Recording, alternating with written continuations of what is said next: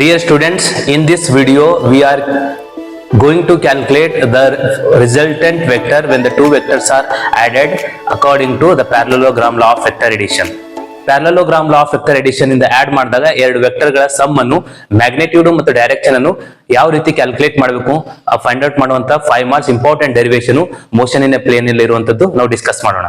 So according to parallelogram law of vector addition, if two vectors are there, ಎರಡು vectors ಇದೆ ಅಂತ ತಿಳ್ಕೋಣ. ಇದು ಒಂದು ವೆಕ್ಟರ್ A and ಇದು ವೆಕ್ಟರ್ B. ಈ ಎರಡು ವೆಕ್ಟರ್ ಇದ್ದಾಗ so these represent the adjacent sides of the parallelogram. ಈ ಎರಡು ವೆಕ್ಟರ್ ಗಳು adjacent sides of parallelogram represent ಮಾಡಿದಾಗ then resultant vector ಅನ್ನು ನಾವು diagonal ಅನ್ನು ತೆಗೆದುಕೊಳ್ಳಬೇಕು. So diagonal this should be drawn from the same point. ಇದೇ ಪಾಯಿಂಟ್ ಇಂದ ಡ್ರಾ ಮಾಡಿದಂತ diagonal resultant vector ಆಗುತ್ತೆ. So ಇದರ magnitude the total length of this line ಅಂದ್ರೆ ಇದ್ರ ಮ್ಯಾಗ್ನಿಟ್ಯೂಡ್ ಈ ಲೆಂತ್ ಆಫ್ ದ ಲೈನ್ ಗೆ ಈಕ್ವಲ್ ಆಗುತ್ತೆ ಮತ್ತು what it makes an angle with respect to the any vectors ಅಂದ್ರೆ ಈ ಯಾವುದೇ ವೆಕ್ಟರ್ ಜೊತೆ ಎಷ್ಟು ಎಂಗಲ್ ಫಾರ್ಮೇಶನ್ ಆಗಿದೆ ಅಂತ ಹೇಳಿ ಅದು ಡೈರೆಕ್ಷನ್ ಅನ್ನು ಕೊಡುತ್ತೆ. ಸೊ ನಾವು ಈಗ ಎರಡರಿಂದಲೂ ಕೂಡ ಮ್ಯಾಗ್ನಿಟ್ಯೂಡ್ ಮತ್ತು ಡೈರೆಕ್ಷನ್ ಯಾವ ರೀತಿ ಕ್ಯಾಲ್ಕುಲೇಟ್ ಮಾಡ್ಬೇಕಂತ ಹೇಳಿ ಡಿಸ್ಕಸ್ ಮಾಡೋಣ. ಓಕೆ, ಈ ಡಯಾಗ್ರಾಮ್ ನಲ್ಲಿ so I have taken the vector A along this direction and vector B and angle between them is in theta. So theta is angle between a and b vectors. Angle between vector A and vector B. Then this R represents the resultant vector. E R resultant vector ಆಗುತ್ತೆ. Okay, to find out this resultant vector, parallelogram law vector law nalli so we extended or we proceed the length of OP up to n such that this SNP this angle is 90 degree. Idannu proceed ಮಾಡಬೇಕು. Then because we are drawn SN is perpendicular to PN. SN we are drawn as perpendicular to PN. ಸ್ವಲ್ಪ ನಾವು ಇಲ್ಲಿ diagram ನಲ್ಲಿ modification ಮಾಡಿದ್ದು ಇದ್ದಂತ vector line ಅನ್ನು ನಾವು extend ಮಾಡಿದ್ದೆವು. ದೆನ್ ಎಸ್ ಅನ್ನು ಈ ಲೈನ್ ಗೆ ಪರ್ಪೆಂಡಿಕ್ಯುಲರ್ ಆಗಿ ಡ್ರಾ ಮಾಡಿದೆವು. So when it is perpendicular drawn means now the triangle OSN becomes a right angle triangle. ಆವಾಗ ಈ triangle OSN right angle triangle ಆಗುತ್ತೆ. ಸೊ ಮ್ಯಾಗ್ನಿಟ್ಯೂಡ್ ಅಂದಾಗ what is the length of R? Magnitude ಅಂದ್ರೆ length of R ಅನ್ನು ನಾವು calculate ಮಾಡಿದ್ರೆ ಸಾಕು. Okay, ಈ ಡಯಾಗ್ರಾಮ್ ನಲ್ಲಿ ನೋಡ್ರಿ. ಸೊ ಇಲ್ಲಿ ಎಂಗಲ್ ಥೀಟಾ ಆದಾಗ ಸೇ QOP is an angle theta means this is a parallel line. ಇದರಲ್ಲಿ ನಮಗೆ ಕೂಡ ಇದು ಪ್ಯಾರಲಲ್ ಲೈನ್ ಆಗುತ್ತೆ. therefore the angle SPN is also theta.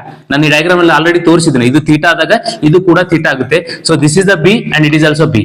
So by resolution of the vectors so B ಇಲ್ಲಿ theta ಇದ್ದಾಗ what is the length of PN? PN length ನಮ್ಗೆ ಏನಾಗುತ್ತೆ, ಇದು B ಆಗಿದ್ದಾಗ ಇಲ್ಲಿ B cos theta. It is the resolution of the vectors formula. Then Pn cos theta adaga then Sn length. So this Sn equal to so it is B sin theta agutte. Okay, to find this magnitude we use the Pythagoras relation. ಇದರ magnitude ಅನ್ನು calculate ಮಾಡಬೇಕಿದ್ರೆ ನಾವು ಈ triangle ನಲ್ಲಿ Pythagoras relation use ಮಾಡಿದ್ರೆ ಸಾಕು. Okay, from figure by geometry by geometry, okay, by geometry this OS square equal to Pythagoras relation OS square equal to then it is ON square plus SN square. ನೀವು diagram ನಲ್ಲಿ correct ಆಗಿ ಎಲ್ಲಾ directions ಅನ್ನು perfect ಆಗಿ ತೋರಿಸಬೇಕು. ನೀವು direction ತೋರಿಸಿಲ್ಲ ಅಂದ್ರೆ ಮಾರ್ಕ್ಸ್ ಸಿಗೋದಿಲ್ಲ ಎಕ್ಸಾಮ್ ನಲ್ಲಿ. ಆವಾಗ ನಮಗೆ OS square equal to ON square plus SN square. From that diagram what is the OS square? OS square ಅನ್ನು ನಾವು R ಸ್ಕ್ವೇರ್ ಅಂತ ತೊಡೀವಿ because it is a magnitude. Resultant vector say R, then ON square. This ON square is nothing but OP plus PN. The total length of ON I will split into two parts because OP is A and PN is B cos theta. ಇದನ್ನು ಎರಡು part ಆಗಿ split ಮಾಡಿದಾಗ so OP plus PN whole square plus SN square as it is because we know the length of SN. Then R square equal to what is OP?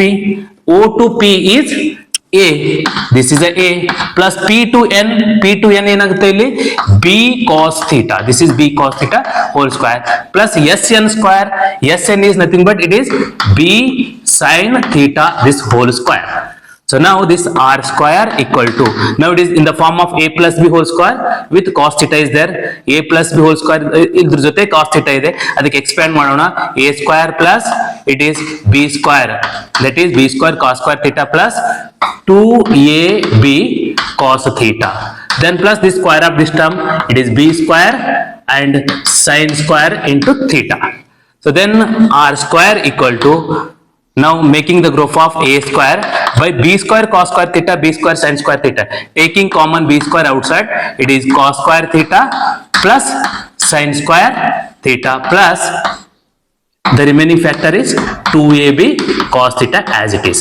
So now this r equal to, when the square is removed, we take the square root to the right side. Then it is a square plus b square into cos square plus sin square value is 1.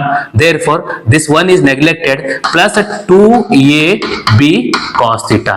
So this is the value of magnitude of the resultant vector by using the parallelogram law of vector addition. ಅಂದ್ರೆ ಎರಡು vector ಗಳನ್ನು add ಮಾಡಿದಾಗ ಅದರ magnitude ಈ ವ್ಯಾಲ್ಯೂಗೆ equal ಆಗಿರುತ್ತೆ. Then what? Okay, again to find the direction of the resultant vector. So direction of resultant vector means how much it makes an angle with respect to the any given vectors. A vector ಜೊತೆ ಅಥವಾ B vector ಜೊತೆ ಎಷ್ಟು angle formation ಆಗಿದೆ ಅಂತ calculate ಮಾಡೋದು ನಾವು direction ಅಂತ ಕೊಡುತ್ತೆ. ಸೊ ಡೈರೆಕ್ಷನ್ ಅಂದ್ರೆ ನಾವು ಇಲ್ಲಿ alpha ಅಂತ ನಾನು angle ತೊಗೊಂಡಿದ್ದೀನಿ. So this alpha is an angle made by the resultant vector with respect to the vector A. So ಇದಾದಾಗ ಈ alpha value ಎಷ್ಟಿದೆ ಅಂತ ಕ್ಯಾಲ್ಕುಲೇಟ್ ಮಾಡಬೇಕು. ಈಗ ಆಲ್ರೆಡಿ ನಮ್ಗೆ ಗೊತ್ತಿದೆ from the triangle, okay, from right angle triangle, from triangle ಯಾವ್ದಿದೆ triangle OSN. From this OSN right angle triangle, so tan alpha equal to, say tan alpha equal to, it is opposite by adjacent.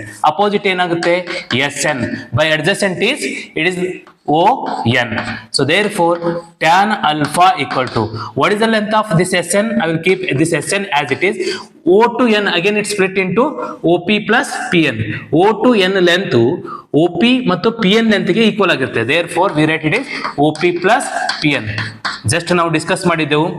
PN ಅಂದ್ರೆ this is the resolution of B vector along this horizontal direction is B cos theta ಆಗುತ್ತೆ. Then SN ಏನಾಗುತ್ತೆ?